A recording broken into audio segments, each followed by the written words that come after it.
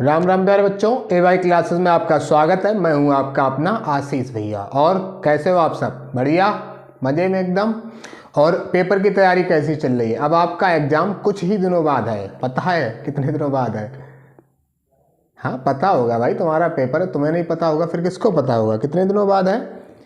16 तारीख से आपके स्टार्ट है एग्ज़ाम, ठीक है। उनकी तैयारी आप ऐसे करिए जैसे ये लगे कि सिर्फ 15 दिन ही है पढ़ाई में, उसके बाद तो पढ़ाई करनी नहीं है, फिर आराम से पेपर दो, आराम से सो, ठीक है। तो 15 दिन तक आपको बहुत पढ़ाई करनी है। तो हम लोग क्या कर रहे हैं कि जो हाइट एंड डिस्टेंस यानी ऊंचाई और दूरी वाला जो चैप्टर चल रहा था उसको आगे बढ़ा रहे हैं। हम लोगों ने 1 से लेकर 4 तक उसके सवाल लगा लिए थे। आज हम लोग 5वां क्वेश्चन उसका लगाएंगे। स्टार्ट करें? हाँ, एक बात और, अगर अभी तक आपने मेरे चैनल को सब्सक्राइब नहीं किया है तो पहले मेरे चैनल को सब्सक्राइब कर लें, क्योंकि अब तो आपको हमारे चैनल पे इंग्लिश भी मिल रही है, उसके बाद कंपटीशन वाली भी मैथ मिल रही है, और ये हाई स्कूल ये भी मैथ मिल रही है। थोड़े दिन बाद आपको इंटर की भी मैथ मिलेगी, ठीक है। तो सब्सक्राइब जरूर कर लें। चलो आप लोग देखते हैं सवाल। करेगा, भूमि से 60 मीटर की ऊंचाई पर एक पतंग उड़ रही है। यानी जमीन से, भूमि का मतलब क्या है? जमीन। जमीन से 60 मीटर ऊंचाई पर एक पतंग उड़ रही है। पतंग में लगी डोरी को अस्थायी रूप से भूमि के एक बिंदु से बांध दिया गया है। भूमि के एक बिंदु से कुछ ना कुछ लकड़ी या कुछ ईंट फीट होगी, उससे बांध दिया गया होगा। और इस एक होता है स्थायी रूप और एक होता है अस्थायी रूप। अस्थायी का रूप का मतलब होता है कभी भी उसको खोला जा सकता है, ठीक है। लेकिन स्थायी रूप का मतलब क्या होता है? एक बार बांध दिया फिर नहीं खोलना है, ठीक है। इसको कहते हैं स्थायी और अस्थायी। समझ में आया? जैसे हमारे जो पत्ता होते हैं, कभी आपने डाला होगा तो पत्ता होते हैं। एक पत्ता कौन सा? जो स्थायी पत्ता होता है, जहाँ पे आपका खुद का मकान होता है, उसको कहते हैं हम लोग स्थायी, ठीक है। और एक कौन सा होता है? अस्थायी पत्ता होता है। अगर तुम कहीं पे किराए पे रह रहे हो, ठीक है, वो तुम्हारा मकान नहीं है, खुद का नहीं है, वो किसी और का है, उसको हम लोग कहते हैं अस्थायी, ठीक है। आप समझ में आ गया होगा। तो इसको अस्थायी रूप से बांध दिया गया। किससे? अस्थायी रूप से, ठीक है। भूमि के साथ डोरी का झुकाव 60 डिग्री है। यानी जो भूमि के साथ डोरी का झुकाव है वो कितने अंश है? 60 डिग्री है। समझ में? पतंग आपने उड़ाई होगी तो पतंग ऊपर की ओर होती है ऐसी, ठीक है, और डोरी एकदम नीचे की ओर होती है। क्लियर है? समझ में आया? जैसे हम आपको बताएं, जैसे ये देखो डोरी है, ठीक है, और पतंग यहाँ पे उड़ रही होगी ऐसे करके, ठीक है। पतंग बना नहीं पाएंगे फिर भी बनाने की कोशिश कर रहे हैं, ठीक है। तो ऐसी पतंग उड़ रही होगी, और यहाँ पर क्या किया गया? किसी न किसी से चीज से बांध दिया हो गया होगा, या तो लकड़ी होगी या कोई ईंट होगी या कुछ ना कुछ तो होगा। समझ में आया? क्लियर है? इस टाइप से होगी। भूमि के साथ डोरी का झुकाव 60 अंश है। तो भूमि के साथ, भूमि कहाँ पे? ये है, ऐसी होगी यहाँ पे भूमि, और कितने अंश का झुकाव होगा? 60 अंश का होगा। क्लियर है? कितना होगा? 60 अंश का झुकाव। डोरी की लंबाई ज्ञात करनी, यानी डोरी यही वाली तो है, ये क्या हमारी है? डोरी है। इसी की आपको क्या ज्ञात करनी? लंबाई ज्ञात करनी, ठीक है। अब एक बार सवाल को और पढ़ते हैं, फिर हम लोग इसको लगाना स्टार्ट करते हैं, ठीक है। तो एक बार सही से पढ़ लो सवाल, क्योंकि देखो जब तक आप सवाल नहीं सही पढ़ाएंगे तब तक आप सवाल लगा भी नहीं सकते। तो सवाल को कायदे से पढ़ो। कह रहे कि भूमि से 60 मीटर की ऊंचाई पर से, यानी जमीन से 60 मीटर की ऊंचाई पर, ये क्या होगी? यहाँ पे जमीन होगी, और यहाँ से 60 मीटर की ऊंचाई पर एक पतंग उड़ रही है। क्या उड़ रही है? यहाँ पर पतंग है, ठीक। इस टाइप से चलो हम लोग पतंग बनाए भी ले रहे हैं, ठीक है। ऐसे करके हमने पतंग बना ली। ये पतंग उड़ रही है। कह रहे भूमि से 60 मीटर की ऊंचाई पर एक पतंग उड़ रही है। पतंग में लगी डोरी को अस्थायी रूप से बांध दिया गया। ये तो हमने आपको बता दिया। भूमि के एक बिंदु से बांध दिया। अब पता नहीं, ये बिंदु मान लिया हमने यहाँ पे, ठीक है। उधर भी मान सकते हो, ये नहीं कि सिर्फ इधर ही मान सकते हो, उधर भी मान सकते हो। तो हमने मान लिया यहाँ पर, ठीक है। अस्थायी रूप से बांध दिया गया है। भूमि के साथ डोरी का झुकाव, भूमि के साथ ये डोरी बंधी हुई है, ये ऐसे करके ये अस्थायी रूप से इस बिंदु पर बांध दिया गया है। झुकाव कितना है? 60 डिग्री। कितने अंश है? 60 डिग्री। क्लियर है? इतना समझ में आ गया? तो ये डोरी की लंबाई ज्ञात करनी। डोरी कौन सी है? ये वाली डोरी है। आप लोगों ने पतंग उड़ाई होगी, पता होगा सबको, ठीक है। क्लियर है? इसको नाम दे दो। हमने इसको नाम दे दिया ए, इसको बी दे दिया, और इसको सी दे दिया। क्लियर है? तो इसकी डोरी की जो लंबाई है ना, वो हमें ज्ञात करनी है। तो हमें सिर्फ दो ही चीज़ों से मतलब है, एक तो इससे मतलब और एक इससे, डोरी से मतलब। इससे हमें कोई मतलब नहीं। हमेशा याद रखना, जिसको हमें ज्ञात करना होता है उससे मतलब होता है, और जो दिया होता है उससे मतलब होता है। बाकी हमें किसी से भी कोई मतलब नहीं होता है। समझ में आया? तो हमें डोरी की लंबाई तो पता है नहीं, तो हम लोग डोरी की लंबाई को मान लेंगे x। क्या मान लेंगे हम लोग, इस डोरी की लंबाई को मान लेंगे x। तो यहाँ पे हम लिखेंगे माना डोरी की लंबाई बराबर x। ठीक है, डोरी की लंबाई बराबर x, यानी हम इसको x मान लेंगे, यहाँ से लेके यहाँ तक जो होगी वो हम किस x मीटर मान लेंगे। ठीक है, x मीटर। ठीक है, तो हमने इसको मान लिया x मीटर। देखो हम आराम से समझा रहे हैं क्योंकि ये क्वेश्चन 4 नंबर का आता है। ठीक है, आपके लिए 4 नंबर बहुत इंपॉर्टेंट रखते हैं, बहुत ज़्यादा जरूरी होते हैं वो। तो माने डोरी की लंबाई हमने मान लिया x और थीटा इसमें आपको दिया गया 60 डिग्री। कितना दिया है, 60 डिग्री। अब हमें दिया क्या गया है, अब आपको पता होगा जो थीटा होता है उसके सामने होता है लंब, तो ये हमारा हो गया लंब। ठीक है, और ये तो कर्ण होता ही है, तो ये हो गया हमारा कर्ण, और ये हमारा क्या है, आधार है। ठीक है, ये हमारा क्या हो गया, आधार। क्लियर है। तो हमें क्या करना है कि देखो हमें कर्ण और आधार दिया गया है, इससे वो सॉरी कर्ण और लंब में लंब का ही फार्मूला लगाना है, क्योंकि ये 60 डिग्री दिया है, इसका मान निकालना, ये 60 मीटर दिया है और x का मान निकालना है। तो बताओ कि लंब और कर्ण कौन से फार्मूले में आते हैं, याद है आपको? नहीं याद है तो चलो हम बता दें, वैसे आपको याद भी होगा, हमें विश्वास है। तो साइन थीटा बराबर होता है लंब बटे कर्ण। साइन थीटा बराबर होता है लंब बटे कर्ण। थीटा की वैल्यू कितनी है, 60, तो ये साइन 60 हो गया। ठीक है, कितना हो गया, साइन 60। लंब हमें दिया है 60 डिग्री, वो सॉरी 60 मीटर, डिग्री निकल रहा है 60 मीटर, और कर्ण हमें दिया है x। इतना क्लियर है। अब आपको साइन 60 की वैल्यू मालूम होगी कितनी होती है, कितनी होती है, √3/2। कितनी होती है, √3/2 बराबर 60/x। क्लियर है। अब यहाँ पे क्या करेंगे हम लोग, कैंची का गुणा, इसका इसका इसका इसका, यानी क्रॉस मल्टीप्लाई। इंग्लिश में कहते हैं क्रॉस मल्टीप्लाई, हिंदी में कहते हैं कैंची का गुणा। इसका इसमें करेंगे, इसका इसमें, तो कर लो। तो जब इसका इसमें करेंगे तो ये हो जाएगा √3x बराबर 60 दूनी कितना होता है, 120। ठीक है, अब ये जो अंडर रूट है ये कहाँ पहुँच जाएगा, बटे में पहुँच जाएगा, तो ये हो जाएगा 120/√3। शायद अगर आपको याद हो तो मैंने बताया था कि अंडर रूट कभी भी बटे में नहीं रहता है, तो जब बटे में नहीं रहेगा तो इसका ऊपर नीचे हम लोग कर देंगे गुणा। ठीक है, इसी अंडर रूट संख्या का ऊपर नीचे गुणा कर दिया, तो ये हमारा हो गया 120। ठीक है, √3, और नीचे हो जाएगा √3 का गुणा √3 से करेंगे तो ये हो जाएगा 3 से इसके काटोगे तो 3 चौके 12, 0, तो ये हो गया 40√3। यानी जो डोरी की लंबाई है वो कितनी है, 40√3 है। क्लियर है, समझ में आया? बस आपको क्या है, ये सवाल दिखने में बड़े होते हैं लेकिन लगाने में बड़े नहीं होते, बस इनको आप समझना है आपको। अगर समझ गए तो सवाल लग जाएगा, अगर आप नहीं समझ पाए और चित्र आपने सही नहीं बना पाया तो आपका सवाल गलत हो जाएगा। ठीक है, इसको उतारिए, फिर अगला सवाल लगाते हैं।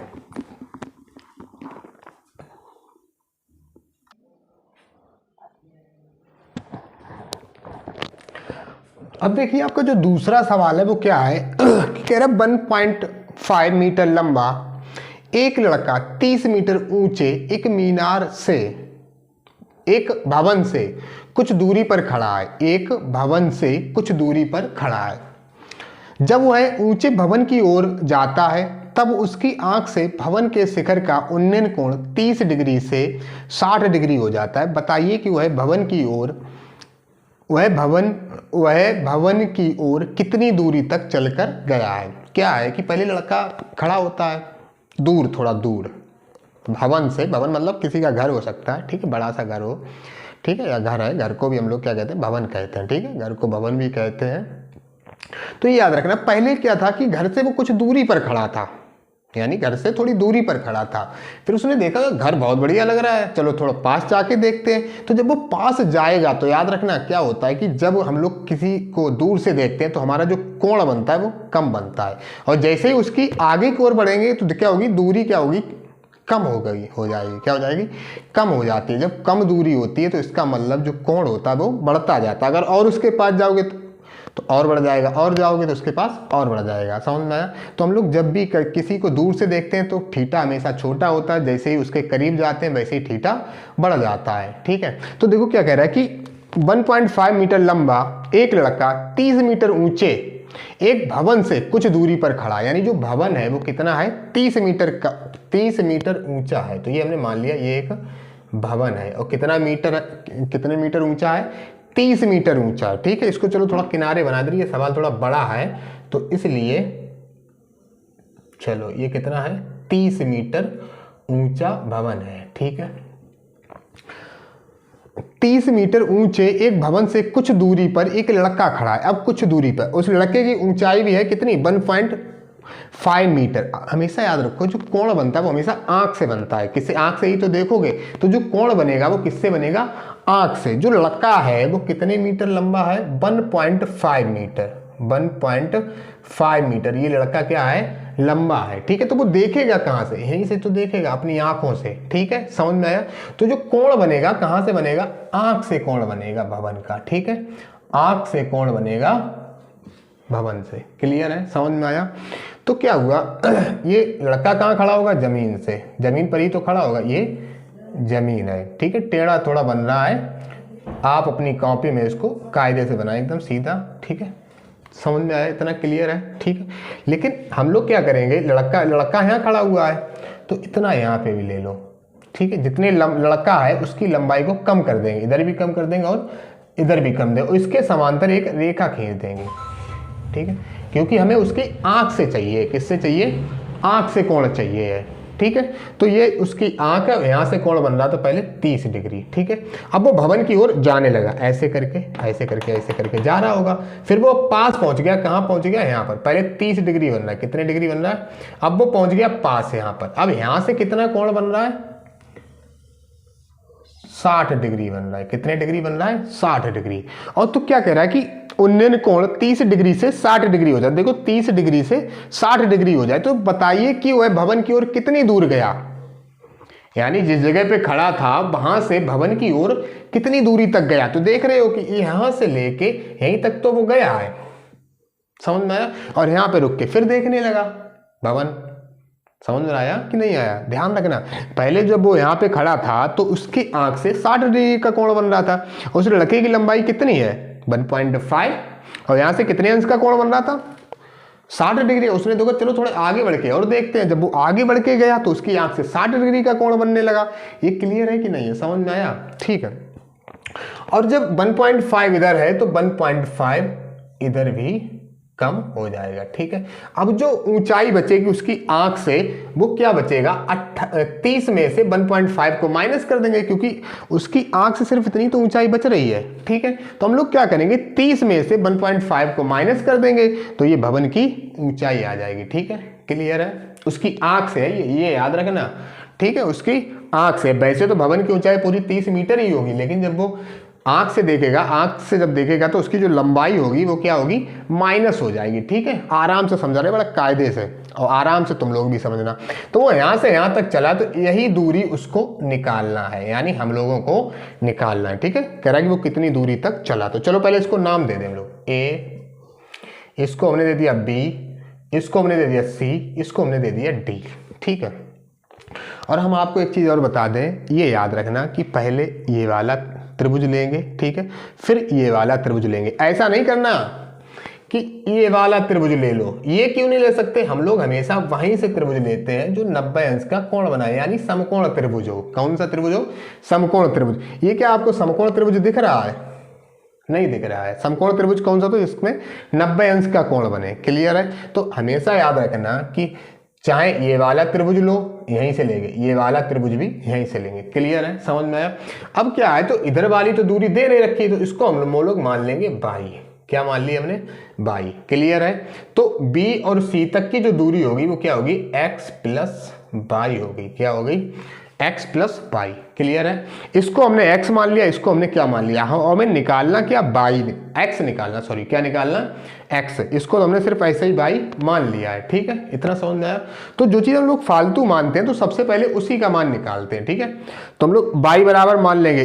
पहले ए बी सी के सीज का जब त्रिभुज लगाएंगे, ए बी सी त्रिभुज लगाएंगे तब वहां से बाई का मान निकाल लेंगे। फिर हम लोग ए डी और सी लगाएंगे तब यहाँ से बाई का मान निकाल लेंगे। तो जिसकी लेफ्ट हैंड साइड बराबर होती है उनकी राइट हैंड साइड भी बराबर होती है, वहां से एक्स का मान आसानी से निकाल लेंगे। ठीक है, तो सबसे पहले हम लोग मान लेंगे, माना वह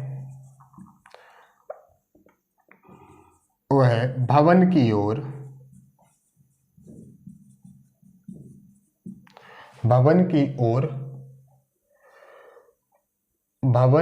ओर चली दूरी, या ऐसे लिख सकते हो, वह भवन की ओर x दूरी चलता है, x दूरी चलता है। ठीक है, भवन की ओर x दूरी चलता है। क्लियर है, भवन की ओर कितनी दूरी चलता है, x दूरी चलता है। ठीक है, तब जो पहले जो थीटा होता है वो 60 डिग्री होता है और दूसरा थीटा कितना हो जाता, वो पहले होता है 30 डिग्री, फिर कितना होता है 60 डिग्री। तो थीटा 1 बराबर मान लेंगे हम लोग 30 डिग्री और थीटा 2 बराबर मान लेंगे 60 डिग्री। इतना समझ में आया? क्लियर है। अब आंख से भवन की ऊंचाई, आंख से भवन की ऊंचाई, आंख से भवन की ऊंचाई, जब आंख से भवन की ऊंचाई होगी तो ये 1.5 क्या हो जाएगा, माइनस हो जाएगा। तो 30 माइनस 1.5, ये आ गया 30 में से 1.5 घटाओ तो ये आ जाएगा 28.5। क्लियर है, 28.5, यानी आंख से जो भवन की ऊंचाई बची है वो कितनी बची है, 28.5। इतना समझ में आया? क्लियर है, मतलब ये लड़के की लंबाई क्या हो जाएगी, कम हो जाएगी, इसलिए हमने लिखा दिया आंख से, जिससे तुम्हें याद रहे। ठीक है, वैसे अगर शेष भवन की ऊंचाई भी लिख सकते हो, शेष भवन की बची ऊंचाई बराबर भी लिख सकते हो। ठीक है, लेकिन हमने क्या किया, जिससे तुम्हें याद रहे कि ये आंख से देख रहा है तो इसलिए लड़के की लंबाई माइनस हो जाएगी। क्लियर है? ठीक है, अब चलो हम लोग सवाल लगाते हैं। सबसे पहले हम लोग क्या लेंगे, ए बी डी सी त्रिभुज ए बी सी में। ठीक है, त्रिभुज ए बी सी में तो क्या क्या दिया गया इसमें, ये दे रखा है और ये दे रखा है, यानी ये लंब दे रखा है और आधार, चाहे इसको लिख भी सकते हो, थीटा के सामने क्या होता है, लंब। हम इसलिए लिख देते हैं जिससे आपको याद रहे। देखो, हम चाहते हैं कि बच्चा बिल्कुल कंफ्यूज ना हो। अगर बच्चा कंफ्यूज हो गया तो फिर मेरे पढ़ाने का मतलब ही नहीं रहता है। ठीक है, तो वो हो गया लंब और ये हो गया आधार, क्योंकि थीटा के सामने क्या होता है, लंब। ठीक है, तो हम लोग किसका यूज करेंगे, लंब और आधार का, क्योंकि कर्ण का तो मान नहीं दिया गया तो उससे हमें कोई मतलब नहीं है। ठीक है, तो tan थीटा बराबर tan थीटा 1 बराबर क्या हो जाएगा, लंब बटे आधार, लंब बटे आधार। लंब हमें कितना दिया गया, लंब ये 30 डिग्री नहीं है, कितना बचा है 28.5। अगर लिख लो यहाँ पे, अगर लिखना चाहो तो 28.5 बचा है। कितना बचा है, यहाँ से यहाँ तक की तो ऊंची दूरी चाहिए हमें, तो ये बचा है 28.5, यानी 28.5। आधार हमारा क्या होगा, पूरा है x प्लस वाई, क्योंकि हम लोग ए बी सी त्रिभुज ले रहे हैं, ए बी सी, तो ए बी, तो इसका मतलब ये वाला ही तो आधार है, तो आधार इसमें कितना हो जाएगा, बी और सी आधार हो जाएगा, बी और सी। तो बी सी कितना है, x और y, यानी x प्लस वाई, पूरा दिख रहा है कितना, x प्लस वाई। तो tan कितना 30 लेंगे, तो tan 30, tan 30, और tan 30 का मान होता है 1/√3 बराबर 28.5 बटे x प्लस वाई। ठीक है, अब क्रॉस मल्टीप्लाई, इसका इसमें, इसका इसमें, तो ये हो जाएगा x प्लस वाई बराबर 28.5 √3। ठीक है, x प्लस वाई बराबर हो जाएगा 28.5, यानी 28.5 और √3। ठीक है, हमने अभी आपको बताया ये फालतू वाला आया है बाई, इसी का हम लोग मान निकालेंगे, क्योंकि फालतू लोगों को हम लोग रखते नहीं है। ठीक है, तो इसी का मान निकाल लो, तो बाई बराबर हो गया 28.5 √3 माइनस x। इसको आप समीकरण 1 भी लिख सकते हो। ठीक है, इसको हमने लिख दिया समीकरण 1। क्लियर होगा, आराम से देखो समझ में आ रहा होगा, क्योंकि देखो मैथ है ना, मैथ को अगर आराम से समझोगे तभी समझ में आएगा, जल्दी लगाने से कोई फायदा नहीं है। हमें क्या, हम तो लगा देंगे लेकिन आपको कोई फायदा नहीं। अब हम लोग कौन सा त्रिभुज लेंगे, ए डी सी, त्रिभुज ए डी सी, क्योंकि ये पूरा ले चुके हैं, अब ये वाला लेंगे। तो त्रिभुज ए डी सी में, ठीक है, त्रिभुज ए डी सी में, तो फिर वही हम लोग फार्मूला लगाएं, tan अब क्या लेंगे, θ1 नहीं लेंगे, 30 तो ले चुके हैं, अब क्या ले चुके हैं, लेंगे 60। तो θ2 बराबर हो जाएगा लंब, फार्मूला वही है, लंब बटे आधार, लंब बटे आधार। लंब भी वही रहेगा, कौन सा रहेगा, 28.5, ठीक है 28.5। आधार बदल जाएगा, आधार सिर्फ कितना है 22, इधर कितना हो जाएगा tan 60, tan 60, क्योंकि θ2 का मान कितना है 60। और आपको पता भी होगा कि tan 60 का मान कितना होता है, √3, कितना होता है, √3। तो ये हो जाएगा 28.5 बटे y, और ठीक है। अब क्रॉस मल्टीप्लाई करेंगे, इसका गुणा इसमें, इसका इसमें, तो ये y बराबर हो जाएगा, ठीक है। ऐसे सीधा ही लिख दें, y इधर जाएगा, √ इधर पहुंच जाएगा, तो ये हो जाएगा 28.5 बटे √3। इतना क्लियर हो गया। अब देखो इधर भी y है, इधर भी y है, दिख रहा है, इधर भी y और इधर भी y है, क्लियर। या तो एक काम और थोड़ा कर लो, अब बढ़ा लो थोड़ा, क्या करो, हमने बताया कि √ में वो बटे वाली संख्या को √ में नहीं लिखते हैं, तो क्या करेंगे हम लोग, y बराबर 28.5 बटे √3, ऊपर नीचे इसका गुणा कर देंगे, ठीक है। इसका हम लोगों ने क्या किया, ऊपर नीचे गुणा कर दिएंगे, तो ये हो जाएगा 28.5 √3, ठीक है। और नीचे √ से √ हट जाएगा, तो ये आ जाएगा 3, क्लियर है।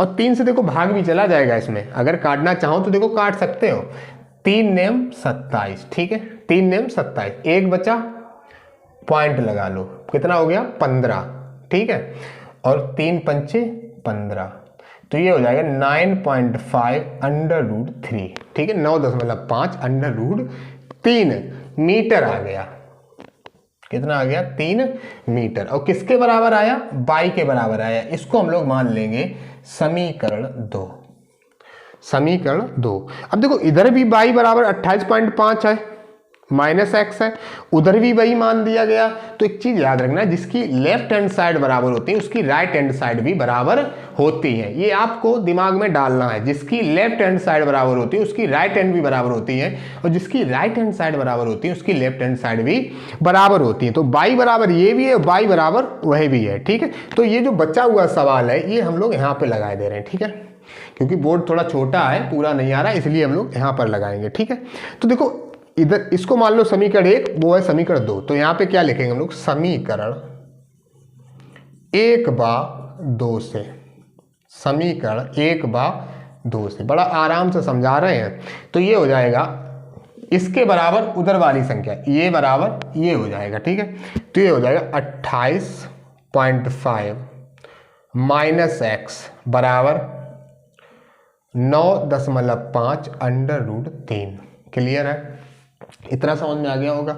ये हमें यहाँ से x का मान निकालना, तो -x बराबर, ये प्लस का उधर जाएगा, किसका हो जाएगा, माइनस का, तो 9.5 √3 माइनस 28.5, 28.5, सॉरी √3 इसमें भी है, √3 इसमें भी है, समझ आई। ये देखो यहाँ पे लिखा हुआ √3, चलो ये इसको दोबारा लिखे दे रहे हैं, ठीक है। तो ये है 28.5 √3 माइनस x बराबर 9.5 √3। इधर थोड़ा छोटा छोटा इसलिए लिखे दे रहे हैं क्योंकि आ नहीं रहा है, ठीक है। तो ये यहाँ से क्या करेंगे हम लोग, इसको उधर भगाएंगे क्योंकि x का मान निकालना, तो -x बराबर, ये क्या है, इधर प्लस का है उधर जाएगा, किसका हो जाएगा, माइनस का, तो 9.5 √3 माइनस 28.5 √3, ठीक है। तो अब हम लोग क्या करेंगे, 28.5 में से 9.5 को माइनस कर देंगे, ठीक है। एक चीज़ और हम तुम्हें बता दें, अगर अंडर रूट है दोनों के पास, उसको माइनस करना, तो जैसे हम लोग x को माइनस करते हैं वैसे ही करते हैं, ठीक है। इसमें अंडर रूट से कोई मतलब नहीं, सिर्फ संख्याओं को ही घटा दो। तो देखो क्या करेंगे, 28.5 में से 9.5 घटाएंगे, तो देखो 5 में से 5 गया 0, 5 में से 5 गया 0, ठीक है। अब क्या करेंगे, अब 8 में से तो 9 जाएगा नहीं, तो यहाँ से एक हासिल हो गया 18, 18 में से 9 जाएंगे, कितने बचेंगे, 9, 1, ठीक है। अब पॉइंट के बाद 0 का कोई मतलब नहीं होता, पॉइंट के बाद 0 का कोई मतलब नहीं होता। तो क्या बचा, √3, और किसका, माइनस का, क्योंकि माइनस की संख्या बड़ी है। तो माइनस से माइनस क्या हो गया, कट गया। तो x बराबर आ गया 19√3 मीटर। यही हमारा क्या हो गया, आंसर हो गया। ठीक है, यही हमारा क्या हो गया, आंसर। कि लड़का जिस बिंदु पे था उससे कितनी दूरी पर और आगे गया, 19√3 मीटर की उसने दूरी और तय की। उस बिंदु से फिर उसने देखना दोबारा स्टार्ट किया। अगर चाहो तो इसको दशमलव में भी लिख सकते हो, इसका मान होता है 1.732। ठीक है, हम लोग यहीं तक करेंगे। अब अगला सवाल लगाएंगे।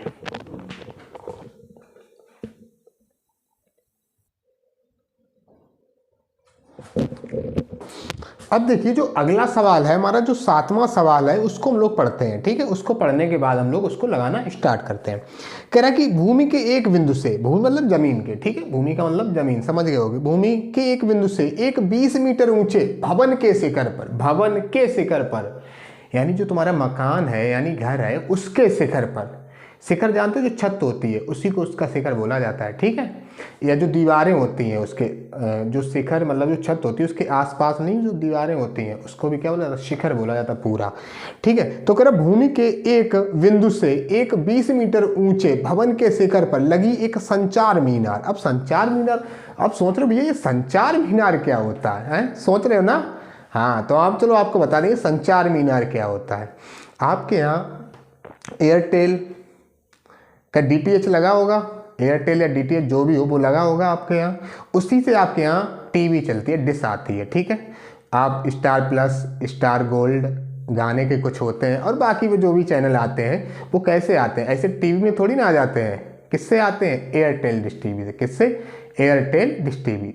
ज़्यादातर लोगों के यहाँ लगी हुई होगी और कुछ लोगों के यहाँ नहीं लगी होगी, तो उनके यहाँ डिश लगी होगी। ठीक है, तो डिश से आते हैं हमारे जो टीवी में चैनल आते हैं, किससे आते हैं, डिश के द्वारा आते हैं, या DTH के द्वारा आते हैं, या एयरटेल के द्वारा होते हैं। तो संचार समझ गए क्या है, संचार समझ में आया, क्लियर है। तो क्या होगा, आपके यहाँ क्या लगी हुई, छतरी, जिसे हम लोग बोलते हैं छतरी। उन्हें मेरी क्या लगी, नहीं छतरी लगी। ठीक है, समझ गए, तो छतरी लगी होती है, समझ गए, संचार का मतलब हो गया छतरी। तो भूमि के एक बिंदु से एक 20 मीटर ऊंचे भवन के शिखर पर लगी एक संचार मीनार के तल और शिखर के उन्नयन कोण क्रमशः 45 और 60 डिग्री है। मीनार की ऊंचाई ज्ञात कीजिए। ठीक है, एक संचार मीनार के तल और शिखर जो क्या है, देखो जो, चलो बनाए, चित्र बनाए तब समझ में आएगा। ये देखो क्या है, मान लो सपोज करो ये है हमारा भवन। ठीक है, तो भवन का शिखर कहाँ पे होगा, ये होगा। ठीक है, इसके ऊपर हमने ये लगा दी संचार। अब यहाँ पे समझना कायदे से। ठीक है, ये हमारा नीचे वाला हो गया भवन और ये हमने क्या लगा दी, संचार।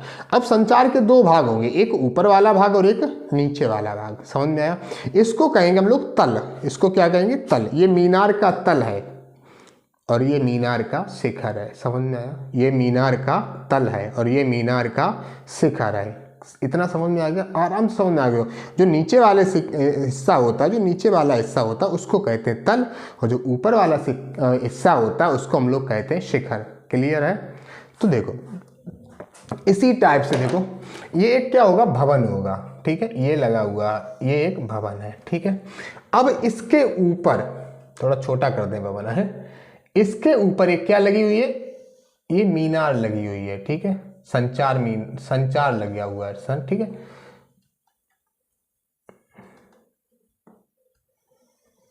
ये इसके ऊपर ऐसे करके लगा हुआ है। ठीक है, कह रहा कि के तल, देखो संचार, मीनार के तल और शिखर। ठीक है, मीनार के तल जो संचार है वो क्या, तल और शिखर के उन्नयन कोण क्रमशः 45 और 60 डिग्री है। यानी मीनार के तल से और मीनार के शिखर से कितना कितना कोण है, पहले कितने अंश का कोण है, 45 डिग्री है। फिर पहले कितने अंश का कोण है, 45 डिग्री। फिर यही कोण कितना हो गया, 60 डिग्री हो गया। कितना हो गया, 60। पहले था 45, अब कितना हो गया, 60 डिग्री हो गया। समझ में आया, पहले कितना था 45, अब कितना हो गया 60 डिग्री। ठीक है, एक भूमि के, फिर पढ़ लो, भूमि के एक बिंदु से, भूमि के एक बिंदु से, एक बिंदु ये है भूमि का, भवन के शिखर पर, भवन ये है, भवन के शिखर ये है, भवन के शिखर पर लगी एक संचार मीनार। सॉरी संचार, एक संचार किसके, भवन के शिखर पर लगी है। भवन का शिखर है, ये भवन का शिखर है, इस पर क्या लगी है, एक संचार मीनार लगी है। ठीक है, तो ये भवन का शिखर हो गया, इस पे ये लगी है संचार मीनार। ठीक है, तो ये क्या होगा, ये संचार मीनार का ये तल होगा और ये क्या होगा, शिखर होगा। ठीक है, वही कह रहा, तल और शिखर के उन्नयन कोण 45 और 60 अंश है। मीनार की ऊंचाई ज्ञात कीजिए। किसकी, मीनार की हमें क्या ज्ञात करनी है, ऊंचाई ज्ञात करनी है। समझ में आया। और 20 मीटर ऊंचा भवन जो है वो कितना है, 20 मीटर ऊंचा है। कितना है भवन, 20 मीटर ऊंचा है। तो मीनार की हमें ऊंचाई ज्ञात करनी है। किसकी, जो संचार मीनार लगी है उसकी हमें क्या ज्ञात करनी है, ऊंचाई ज्ञात करनी है। अब हमें पता नहीं भाई साहब ऊंचाई, तो हमने मान ली इसको h।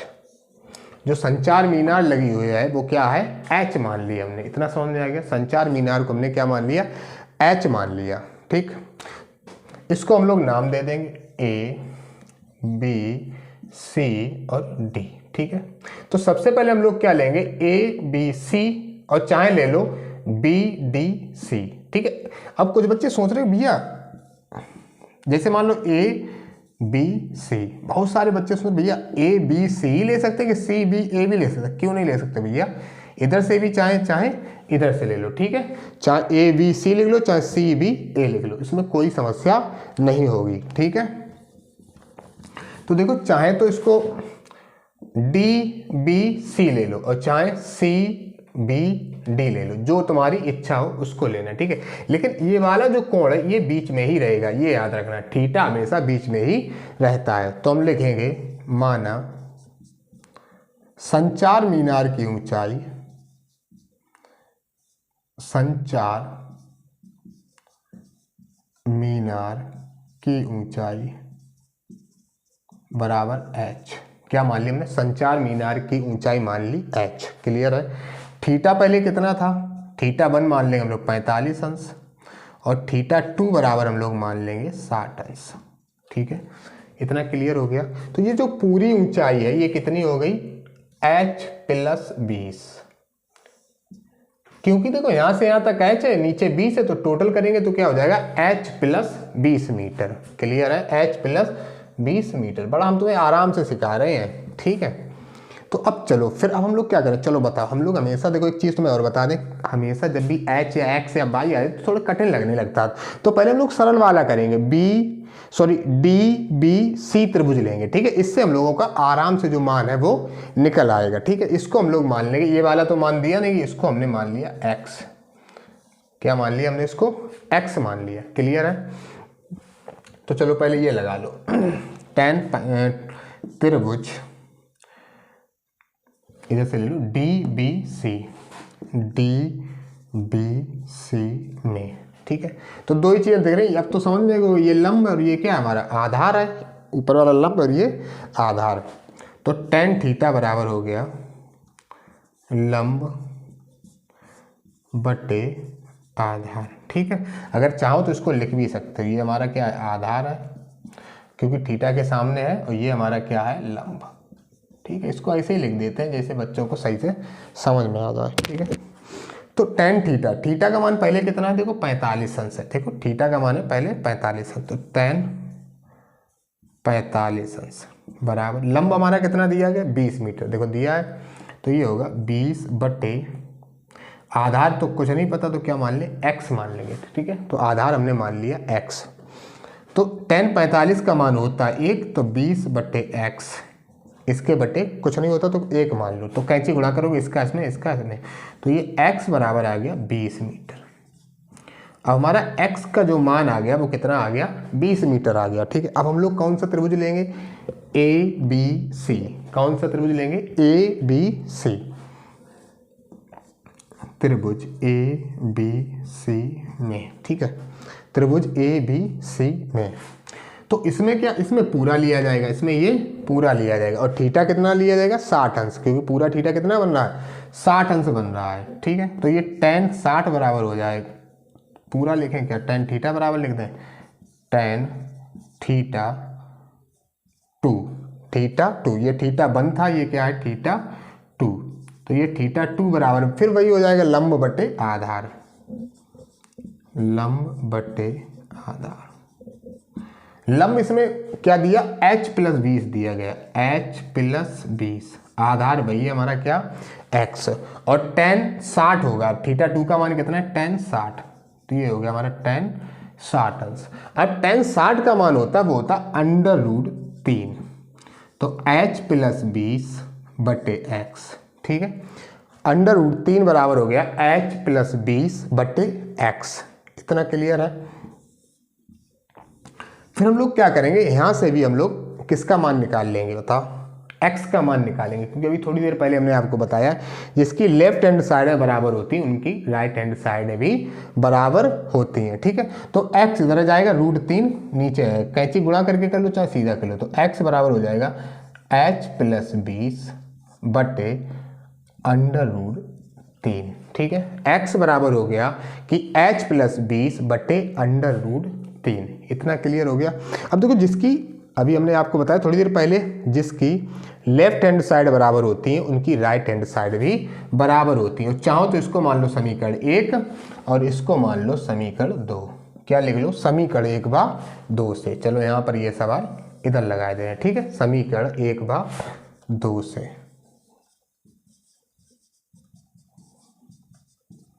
अब समीकरण 1 हमारा क्या है, दोनों साइडें क्या है, बराबर, तो ये 20 बराबर हो जाएगा ये वाली संख्या। तो 20 बराबर हो गया h+20/√3। फिर क्रॉस मल्टीप्लाई इसका इसमें कर सकते हो। जब इसका इसमें करोगे तो ये हो जाएगा 20/√3 बराबर h+20। क्लियर है। अब 20 को ये इधर लिए आओ तो ये प्लस का इधर किसका हो जाएगा, माइनस का। तो ये हो जाएगा 20/√3 - 20 बराबर h। क्लियर है। अब इन दोनों में से चाहो तो 20 कॉमन भी मिल रहा है, तो 20 कॉमन ले, अंदर क्या हो जाए, √3 - 1 बराबर h। तो h बराबर यही लिख दो उठा के दोबारा, 20/√3 - 1। समझ में आ गया, क्लियर है। ये आपका मान निकल आया।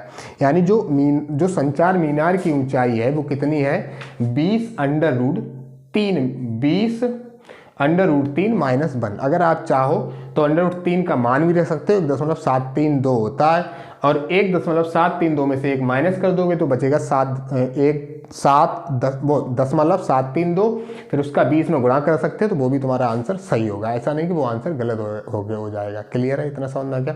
तो देखो, अगर आपको मेरे वीडियो अच्छे लग रहे हैं तो आपका भी एक काम है, क्या पता ही होगा आपको, कि मेरे चैनल को सब्सक्राइब कर दें और लाइक भी कर दें, जिससे हमें थोड़ा मोटिवेशन मिलता है। हमें लगता है कि हाँ, मेरे बच्चों को मेरे वीडियो अच्छे लग रहे हैं, तो हमें और ज़्यादा प्रोत्साहित होगा। और ठीक है, तो हम लोग ज़्यादा से ज़्यादा हम वीडियो बनाएंगे आपके लिए। ठीक है, धन्यवाद, थैंक यू।